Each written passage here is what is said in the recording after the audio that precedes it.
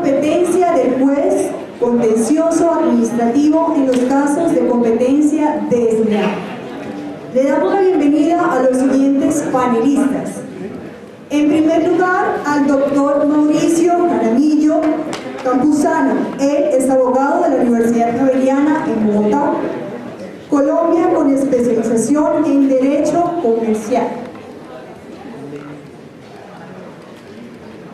en la Universidad de los Andes en Bogotá, y tiene un máster en Administración Pública en Alemania.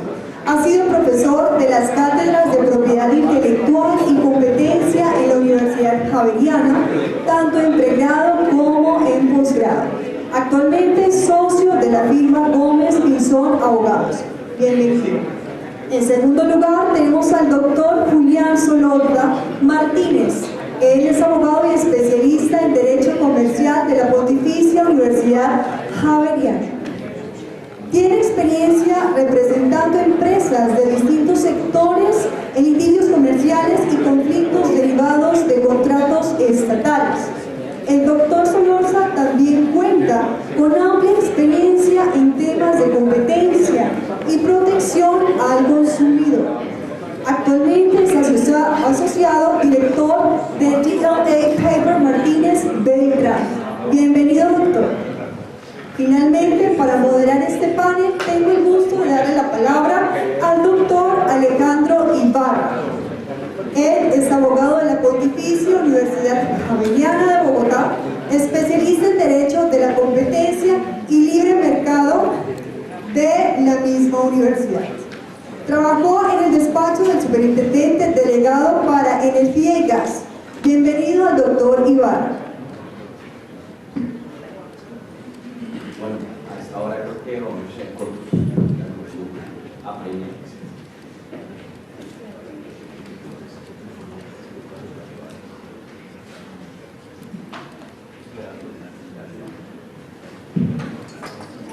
El tema que nos corresponde, digamos que en principio es una discusión reciente.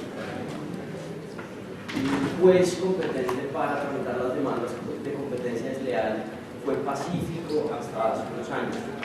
En el 2016 sale un auto del Tribunal Superior de Bogotá, en el caso de Software, que nos manda a la rama contencioso administrativo. De ahí, el juez contencioso administrativo nos manda al Consejo de Estado, y el Consejo de Estado propone conflicto de jurisdicciones. Y esta se está volviendo la realidad en los casos de competencia desleal en los que tenemos una entidad pública metida. Y entiéndase entidad pública también por una empresa de economía mixta que tiene capital público superior al 50%. Eso nos deja muchos actores de mercado en vilo, y sobre todo teniendo en cuenta que quienes van a demandarlos, o las entidades cuando necesitan demandar en este caso, pues realmente tienen una negación de justicia, porque no es claro quién es el juez que les va a tramitar el asunto, y en la práctica lo que está pasando es que los jueces están peloteando pues el tema.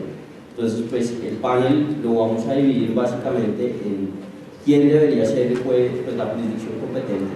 De ahí en adelante pasemos a mirar cuál sería la acción a interponer en el caso de que fuera la jurisdicción contencioso administrativa, y los temas de conveniencia y de derecho de defensa que pueden suscitar el hecho de que la jurisdicción contencioso administrativa tramite estos temas cuando estamos en evento, cuando los casos de competencia real tienen relación con casos de prácticas restrictivas de la competencia. En ese sentido, pues lo primero sería decirle al doctor Mauricio Jaramillo, que le hizo la pregunta al doctor Julián Solorza, cuál sería en su concepto pues la jurisdicción competente.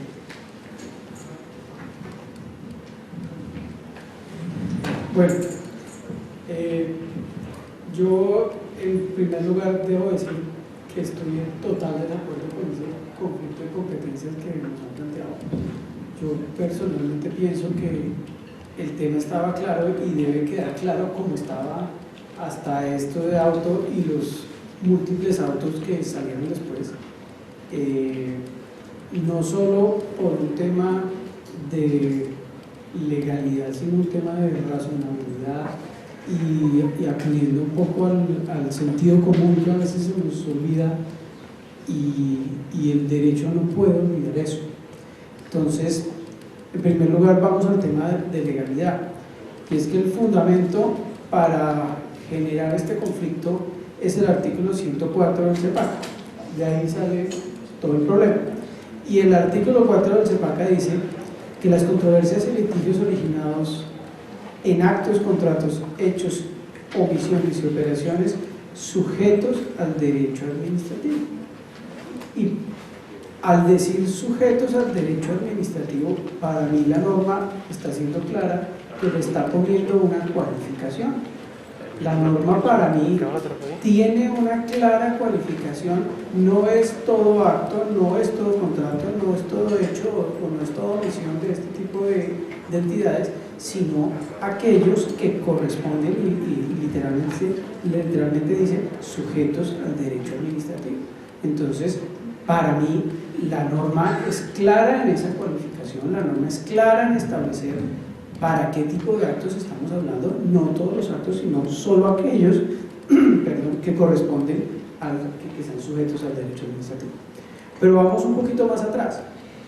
Cuando leemos la ley 256, la ley de derecho a la competencia, la ley de la competencia, esta es una norma que está basada en el acto concurrencial. Es el acto concurrencial el que determina la aplicación de la norma. Y si uno lee el alcance, en ninguna parte de la norma dice esto es para unos o esto es para otros, porque es que lo que mira la norma es el acto y se fundamenta en el acto. Pero vamos un poquito más allá. Entonces, si la norma está fundamentada en ese principio del acto, pues podemos decir que hay una norma especial que quiere regular el tema de la competencia desleal. Y esa norma especial que quiere regular el tema de la competencia desleal no quiso en ningún momento decir que era la competencia desleal entre privados o entre privados con privados, pero cuando era con públicos no. No, la norma dijo, esto es para actos de competencia desleal sin referirse a ninguno. Luego hay una norma especial sobre la materia que quiere regular el tema, todo de manera integral. Y claro, sale el CEPACA que es posterior, entonces quiere decir, no, es que como es una norma posterior, pues el legislador en su infinita sabiduría quiso darle esa función porque es que están las entidades del Estado, está la plata de todos, entonces no, démoselo al Estado. Y sale esta norma. Pero resulta que nos vamos, si hay algo de duda en la norma, pues es bueno irse a los motivos, a la explicación de los motivos, y cuando uno encuentra los motivos, encuentra que, y voy a leer, me permito leer, que en la exposición de motivos hay un criterio de especialización contenida, y resulta que cuando estaban discutiendo la norma en la exposición de motivos, el criterio de especialización lo tuvieron en cuenta, y dice: con el fin de enfatizar el criterio de especialización, el proyecto del artículo X, que se volvió el 104, considera que para la definición del objeto de la jurisdicción es necesario acudir a un criterio material que hace que la jurisdicción de lo contencioso administrativo conozca de actos, hechos, operaciones y omisiones relacionados con el, y voy a enfatizar mucho, ejercicio de la función administrativa. Así decía la exposición de motivos. Entonces la exposición de motivos no solo decía sujetos a derecho administrativo, sino decía el ejercicio de la función administrativa. Entonces la exposición de motivos claramente nos dice para dónde iba la norma, para dónde estaba pensado el legislador, y con base en eso es que uno también debe buscar la interpretación de la norma. Entonces, yo haciendo el ejercicio completo de integrar todos estos elementos, pues no puedo llegar a una conclusión distinta de que tenemos una norma especial, tenemos una norma del CEPACA que estaba buscando aplicar el criterio de especialización. Entonces, ¿por qué trato de inventarme problemas donde no los hay? ¿Para qué trato de inventarme conflictos donde el conflicto no está? Si la norma es clara, si hay una norma especial clara, ¿para qué buscar eso? Y además, vamos otro poquito más allá. Acuérdense que hubo una norma del año 98, cuyo número no me acuerdo, que era la de descongestión. Y esa norma de descongestión le daba también facultades a la Superintendencia de Industria y Comercio expresamente para temas de competencia, para conocer como juez, como si fuera un juez de eso, y esa norma tampoco tenía ningún criterio restrictivo, diferenciador o separador de las funciones en función de si es un privado o no, esa norma tampoco lo hacía.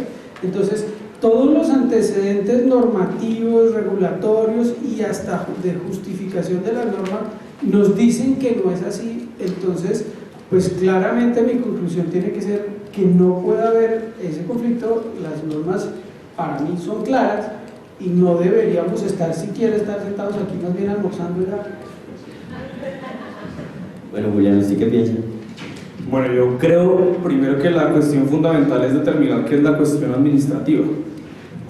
Yo estoy de acuerdo con lo que acaba de decir, pero solo en las dos primeras frases. A mí me parece que es muy claro, pero que es muy claro que la jurisdicción del contencioso administrativo tiene competencia. Y tiene competencia por 4 razones fundamentales. La primera es, si uno revisa para qué existe la jurisdicción de lo contencioso administrativo, pues se da cuenta que existe para resolver esos, digamos, conflictos y litigios derivados del ejercicio de la función pública. ¿Y quién dice que en el ejercicio de la función pública no pueden ocurrir actos de competencia desleal? Claro que pueden ocurrir, incluso hay abundante jurisprudencia que dice que las entidades públicas también pueden ser objeto de, digamos, víctimas de actos de competencia desleal. Entonces, uno cuando se pone a analizar este tipo de conflictos, lo primero que debe hacer es ir a la norma. Uno siempre tiene la tentación de mirar la jurisprudencia, pero a veces la jurisprudencia dice que la norma dice una cosa que la norma no dice. Entonces, si uno va a la norma y uno lee el 104, yo estoy de acuerdo en que es clarísimo.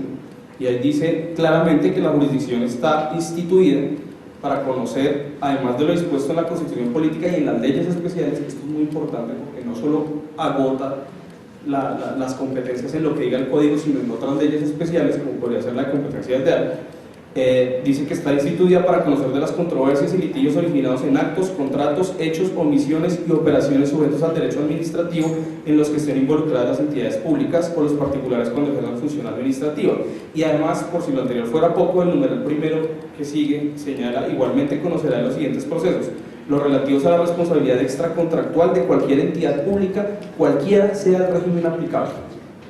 Así está, yo estoy de acuerdo que la competencia desleal tiene un régimen aplicable y tiene unas acciones particulares, la preventiva y la declarativa y de condena, pero no veo que riña en absolutamente nada con la jurisdicción de lo contencioso administrativo. Incluso, pues, digamos que esto era pacífico porque a nadie se le había ocurrido antes, pero hoy en día, ya que lo puso de moda la superintendencia, pues es bueno dar estos debates. Es bueno decir también que no hay ninguna norma en el ordenamiento jurídico que excluya el conocimiento de la jurisdicción de lo contencioso administrativo, la competencia desleal. Las exclusiones al conocimiento de la jurisdicción de lo contencioso administrativo están reguladas en el artículo 105 del CEPAC. Y ahí uno lee y pues está muy claro cuáles son las exclusiones, y en ningún lado dice que se excluye la competencia desleal. La única, digamos, competencia desleal que está excluida es la relativa a las entidades financieras, que pues tienen una parte especial, y digamos que eso sí se escapa al conocimiento de esta jurisdicción. En segundo lugar, yo creo que el tema de la competencia desleal sí puede ser una cuestión administrativa. Primero porque encaja entre los supuestos de la norma que ya acabo de mencionar, pero también puede derivarse en un comportamiento de una entidad pública. No veo por qué no pueda incurrir una entidad pública en esto. Y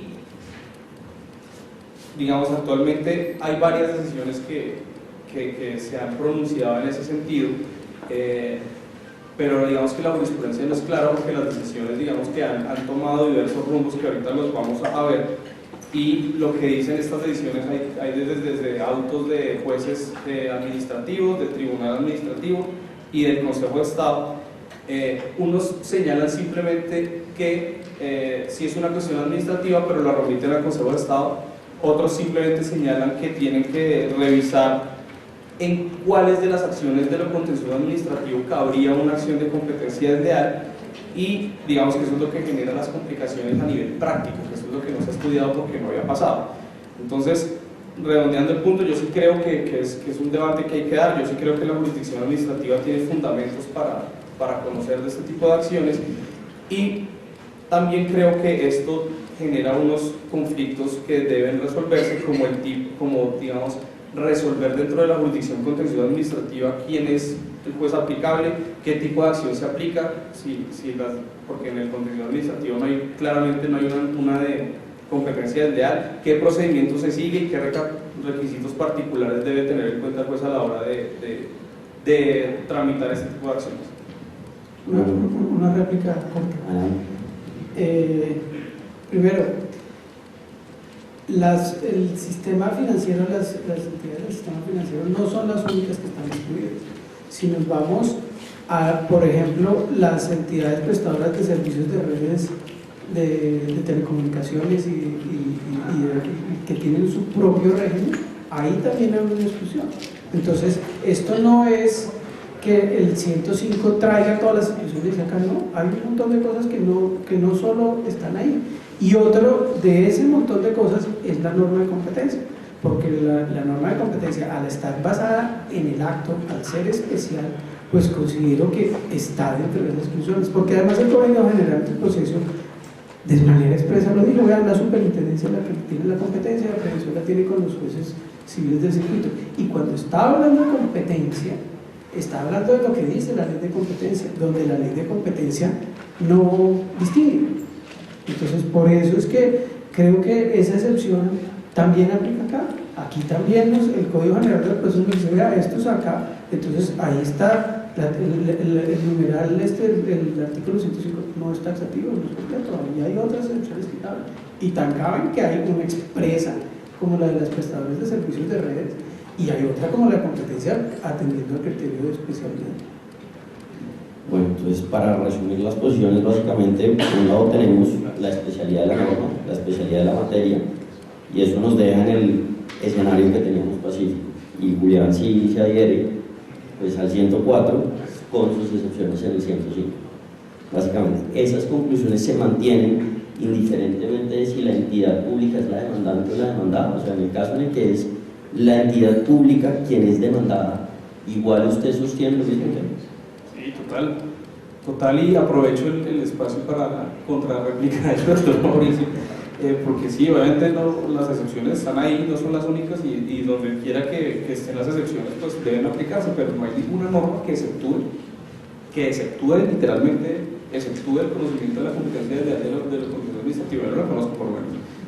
Puede ser fruto de una reflexión válida e interesante, pero una norma como tal no existe, y de hecho la ley de descongestión que usted hace referencia dice que estas acciones las conoce la superintendencia o el juez a prevención, no dice juez civil del circuito, sino dice el juez a prevención.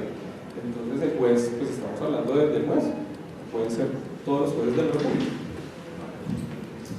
Bueno, en este punto ya nos metemos entonces en un problema más complicado, y es si llega a ser la jurisdicción contenciosa administrativa, tenemos problemas, como decía Julián, de qué acción, cuál es el juez competente y cómo voy a hacer valer mis derechos. En ese punto, ¿qué acción creen ustedes que se debería interponer? ¿Procede la acción de reparación o vamos en medio? Claro. Primero le digo que no estoy de acuerdo, pero como me está poniendo a decir, entonces, asumiendo que ya perdí, porque por lo visto ya perdí, ya me puse a escoger acción, entonces ahí nuevamente volvemos a tener otro problema, y es en qué acción estamos. Y estoy de acuerdo en que es un problema muy difícil, porque el CEPACA trae unas acciones que ya no se llaman acciones, pero sigámoslo ya, medidas de control, exactamente, que son numeraditas, y yo las leo y no encuentro la de competencia desleal. O sea, yo empiezo a leer y no veo por la de competencia desleal por nada. Entonces, ok, me toca hacer un ejercicio de ver cómo meto una competencia desleal por alguna de esas. Entonces empiezo con las nulidades, y pues por ahí no me casa por ningún lado, y la única por la que me puede casar es la de repetición directa.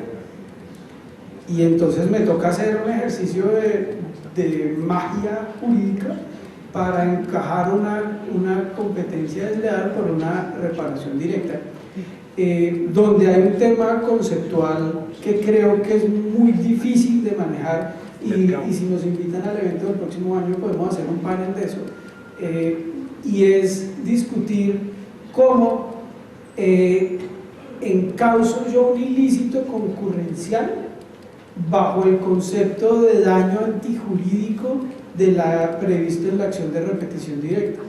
Y son dos conceptos que puede que se toquen, pero puede que no, y es tratar de meter un ilícito concurrencial, que es lo que regula la ley de competencia, bajo un parámetro distinto que sanciona o ataca cosas diferentes.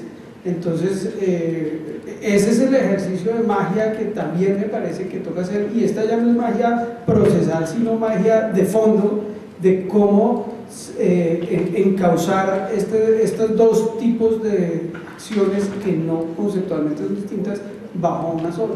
Y entonces, pues quedaría que me toca hacerlo de alguna forma, y entonces voy a tener a un juez de lo contencioso administrativo, después seguro vamos a discutir de eso, de qué juez, pero va a tener un juez de lo contencioso administrativo tratando de hacer esa magia de volver un acto de competencia desleal, una discusión de competencia desleal bajo un parámetro, así sea mental, de reparación directa, y ese ejercicio me parece un poco complicado. En ese punto, Juli, si uno tiene en cuenta que las acciones de competencia desleal pueden ser preventivas y que la acción de reparación directa es esencialmente resarcitoria, pues, por definición en una acción preventiva no habría perjuicios, ¿cómo solucionamos o qué acción interponemos? ¿A dónde iría? ¿Cómo solucionamos? Yo estoy de acuerdo con lo que está diciendo el doctor Mauricio en el sentido de la dificultad de acomodar una acción en la reparación directa, pero yo creo que no hay que llegar hasta allá. Yo creo que con independencia que la acción de competencia desleal, las acciones que están en la ley de competencia desleal, el artículo 20, si no estoy mal, la acción de prevención y la declarativa y de condena, pues ya la ley las estableció, ahí están las acciones. Ahora, si uno se pone a analizar el Código Contencioso Administrativo, los medios de control están determinados un poco por las pretensiones, esta nulidad, restablecimiento del derecho, reparación directa, etcétera, etcétera, etcétera. Pero si uno lee la ley de competencia desleal, pues ahí están las dos acciones, y que están clasificadas también según la pretensión que se quiera hacer. Entonces yo no me iría, ni pues yo personal es que no me iría hasta tratar de encuadrarla en una reparación directa, sino que utilizaría directamente pues la acción que ya la ley especial de competencia desleal trae, que son esas dos acciones. Y eso, digamos, fundamentado también en lo que les leía del numeral primero del artículo del 104, que dice que conoce las acciones que están en ese código y en las leyes especiales, como la de competencia desleal. Pero entonces me está dando la razón, porque si tenemos ley especial, entonces ¿por qué no nos vamos a mirar a la jurisdicción civil si hay ley especial? Porque eso no dice la ley especial. Bueno, y en ese punto, ¿qué juez sería competente? Porque pues, definitivamente los tribunales no serían competentes para, pues no es tanto las competencias del tribunal conocer propiamente, o de algunas de las acciones de los tribunales conocer de los actos de competencia desleal, ¿Consejo de Estado? Lo que usted dice, sí, y digamos que ya hay un antecedente de unos autos que hablan de ese tema, no hay ninguna norma de competencia que le diga a una autoridad que debe conocer de las acciones de competencia desleal, pero sí el Consejo de Estado tiene una norma subsidiaria, es el número 14 del artículo 149, si no estoy mal, que dice que el Consejo de Estado debe conocer de todas aquellas que no tengan una regla de competencia. Desde el punto de vista práctico, y ahí sí creo que vamos a estar de acuerdo todos, eso generará importantes problemas para efectos de quien tenga una acción de estas, porque pues, ya sabemos la mora del Consejo de Estado y demás, pero creo que hay...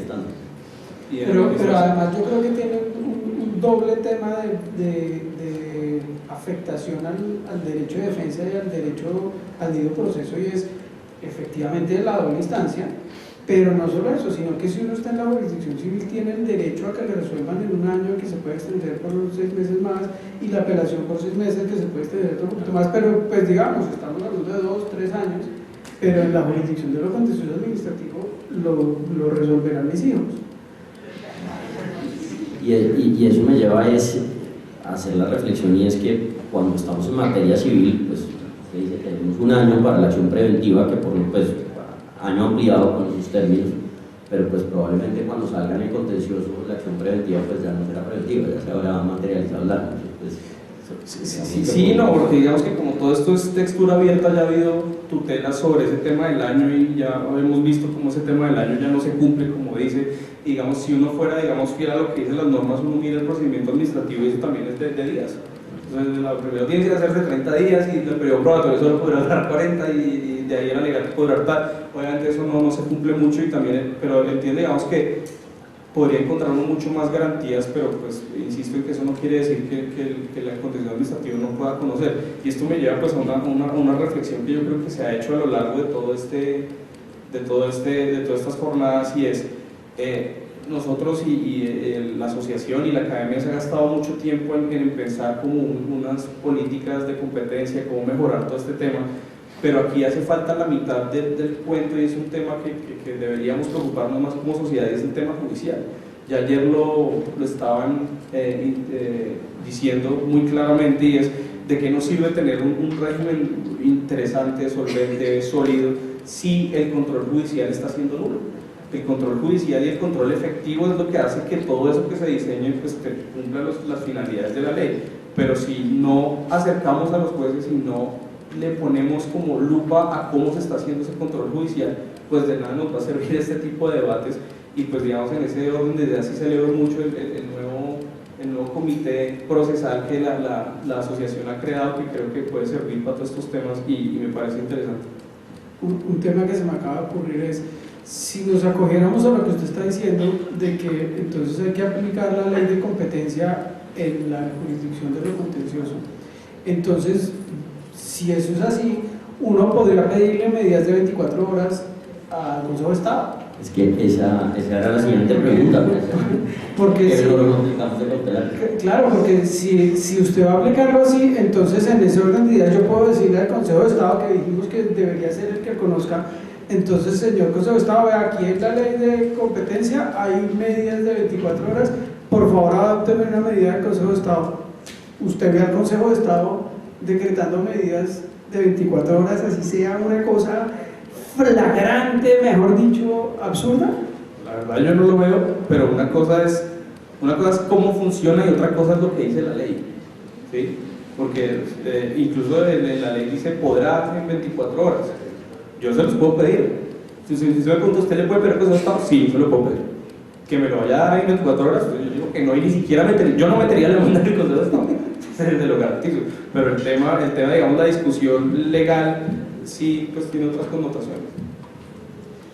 Bueno, pues ya en el tercer segmento ya se ha anunciado pues, un tema de conveniencia al mismo tiempo de derecho de defensa y debido proceso. Es una tendencia que los temas de competencia, que los temas de prácticas restrictivas se están demandando vía la prohibición del artículo 18 de la ley 256. En el evento en el que lleguemos a la jurisdicción contencioso administrativa, podemos estar en un caso en el que se esté tramitando la investigación y al mismo tiempo la jurisdicción de lo contencioso administrativo esté conociendo de los mismos hechos. E incluso si nos vamos por la tesis de Julián del Consejo de Estado, la misma sección del Consejo de Estado que tramitaría en últimas el medio de control de nulidad y restablecimiento contra el acto que sanciona, pues sería quien decidiría la acción de competencia desleal. En ese punto, pues, ¿qué consideraciones les presentan respecto a materia de derecho de defensa? Pues, ¿cuál derecho de defensa? En ese escenario realmente no lo habría. O sea, vamos a buscar una nulidad de una decisión de la autoridad, de la Superintendencia de Industria y Comercio, ante la misma autoridad que me está conociendo en un proceso de competencia. Entonces hay dos opciones: si gané en la SIC o si perdí en la SIC. Si perdí en la SIC, ya llevo mitad de terreno perdido y voy a tratar de voltear una decisión en lo contencioso administrativo ante una autoridad que me está resolviendo un caso que conceptualmente no es igual, porque no es lo mismo la competencia desleal que el de prácticas, pero los hechos que dan razón al caso son sustancialmente los mismos.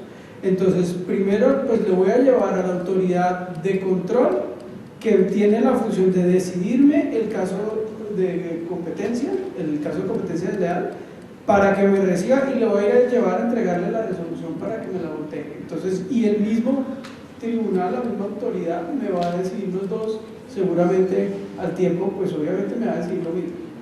Y segundo, pues es la superintendencia es el ente técnico que se supone conoce más, y ya hemos visto las decisiones de control que casi que se están limitando exclusivamente a la forma, no al fondo. Entonces, pues lo que me va a pasar es que, salvo que haya habido una violación absurda del derecho de defensa en la super, pues me van a confirmar. Y acto seguido, pues voy a perder el de competencia desleal, porque pues me lo va a resolver la misma autoridad. Entonces, pues no veo ningún derecho de defensa. No sé si usted lo ve súper bien, ese estilo de defensa. No, vuelvo y digo, indudablemente una cosa es como debería ser y otra es con lo que usted dijo, al final estoy absolutamente de acuerdo. Digamos que uno va analizando todas estas decisiones técnicas de los jueces en el control de legalidad de estos actos administrativos, lo que denota es una deferencia judicial absoluta en lo que opina el órgano técnico. Esto es un fenómeno que sí ocurre en otras latitudes, pero es un fenómeno que ocurre en otras latitudes porque está establecido así en la jurisprudencia, porque reconocen que al órgano técnico hay que tenerle deferencia porque es el que conoce y porque digamos que es una manifestación de un poder independiente que es el ejecutivo, el administrativo, y el judicial no debería interferir en eso. Pero en Colombia, como vimos ayer, prima el control integral y eso no está ocurriendo acá. Por eso es que insisto en el tema de revisar, de nosotros como sociedad ponerle cuidado a no perder una garantía que pues no sé cuántas centurias duramos en adquirir, y es ese control judicial de los actos de la administración que digamos que hoy en día, así uno gana o pierda, pues a uno le gustaría ver, por ejemplo, en estos casos de prácticas restrictivas, que el juez, además de reproducir las resoluciones, pide un dictamen pericial o hace una cosa como más allá de lo que debería ser reproducir la decisión, porque yo creo que todos los que hemos tenido casos acá pues nunca hemos visto que se practique un dictamen pericial, que llame testigos, que confronte las decisiones que de la analice el administración, fondo, si que analice el fondo. Entonces, en ese sentido, como funciona, estoy de acuerdo con usted en que está funcionando, pues no tan bien, pero digamos que desde el punto de vista de lo que usted dice, pues sí hay que mirar si los casos son paralelos, si es primero uno que otro, y uno no dejarse pues pisotear el derecho de defensa mirando si o acumula procesos o interpone excepciones previas por pleito pendiente. Por ejemplo, hay varias herramientas jurídico-procesales que hay que ver según el caso.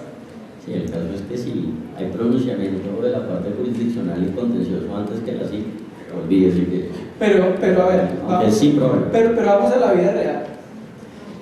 O sea, un pronunciamiento de fondo en lo contencioso de un proceso de competencia desleal se va a tomar muchos años. La super igual se está demorando mucho, pero no creo que tanto como lo que va a demorarse. Entonces, lo que en la práctica acá va a pasar es que voy a resolverla así primero y voy a tener que ir a buscar la nulidad allá los dos al tiempo simultáneo. Así es. Bueno, y ya viendo todo esto, aquí los últimos crucificados somos nosotros los abogados que nos rechazan, pues nos inadmiten las demandas en todos lados.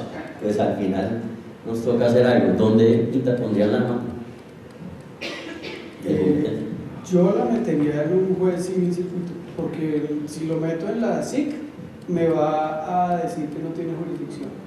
Y si la meto en un tribunal o en el Consejo de Estado, pues en un tribunal sobre todo, quién sabe qué interpreta y quién sabe a dónde me la manda.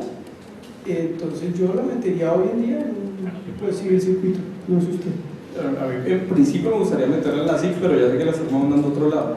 Entonces, mientras los jueces del circuito aprenden que hay esta medida de descongestión de facto, porque realmente se ha convertido en eso, ya tengo mucho trabajo y sé que eso lo puedo mandar al contencioso, pues lo manda, y mientras esto se vuelve viral, pues tocaría donde no se presente el conflicto, obviamente en el interés del cliente. Y yo creo que aquí hay un tema más de fondo de analizar, y es, se le ha dado unas facultades jurisdiccionales a una autoridad administrativa contando con dos cosas: uno, descongestión de despachos judiciales, tratando de bajar la carga a las autoridades judiciales, y dos, un conocimiento técnico y una experiencia recogida durante años manejando estos temas. Y no solo de competencia, porque es que si uno empieza a hilar delgado, pues los temas de consumidor terminan en lo mismo y los temas de propiedad industrial terminan en lo mismo, y se le ha dado precisamente esas funciones, esa jurisdicción a la superintendencia por esas capacidades y para tratar de sacar procesos de los juzgados para que otros los manejen. Pero si la respuesta de la autoridad es no, yo no soy competente o no tengo jurisdicción y lo devuelvo para otro lado, y a pesar de que se lo di la competencia específicamente para eso y se lo está devolviendo a los jueces, pues entonces pues ahí es que revalidar si es que es la superintendencia la que debe tener o no esas facultades, porque pues para eso se le dieron. Entonces creo que es un tema bastante de fondo de analizar. Bueno, pues esto fue, como ven, hay más preguntas que respuestas. Estamos en un limbo. Hay que anotar que está pendiente la resolución de los conflictos de jurisdicción en el Consejo Superior, porque pues van a ser interpartes, hay que ver qué va a decir al respecto. Se ha pronunciado en materia de marcas, y en materia de marcas sí ha sido claro que vamos del otro lado a la jurisdicción civil. Vamos a ver qué nos dicen en este momento. Por último, pues agradecer a la asociación y a todos por la paciencia, porque hasta ahora pues el almuerzo apremia. Muchas gracias, muy feliz.